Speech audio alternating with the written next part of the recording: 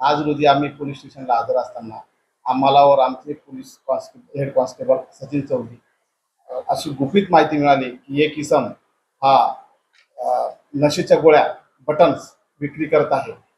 ही माहिती मिळाल्यानंतर आम्ही माननीय वरिष्ठ SP साहेब यांना माहिती दिली आणि त्यांच्या आदेशाने आपण फूड अँड ड्रगचे अधिकारी बोलून घेतले आणि सापळा रचला।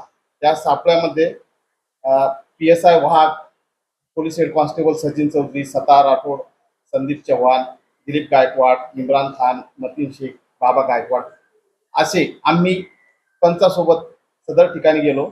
सदर ठिकाण हे रेल्वे उड्डाण ब्रिज त्याच्या खाली होता।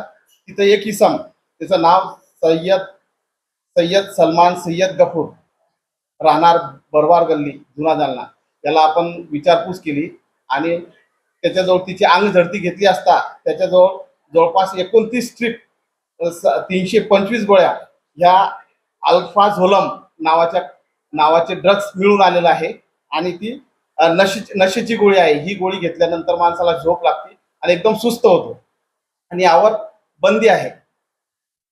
आता आम्ही ती पुढील कारवाई करीत आहोत। ही कोणाकडून हे गोळ्या आणल्या होत्या आणि कोणाला विकत होता?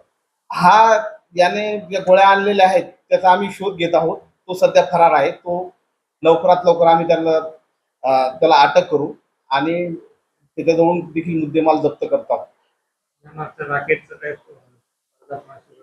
यामागे रॉकेट असण्याची शक्यता आहे। जो ह्या ज्या गोळ्या सापडलेल्या आहेत ज्याच्यावर त्यांनी बॅच नंबर सुद्धा खुडवलेला आहे आणि त्या दृष्टीने आपण तपास करीत आहोत।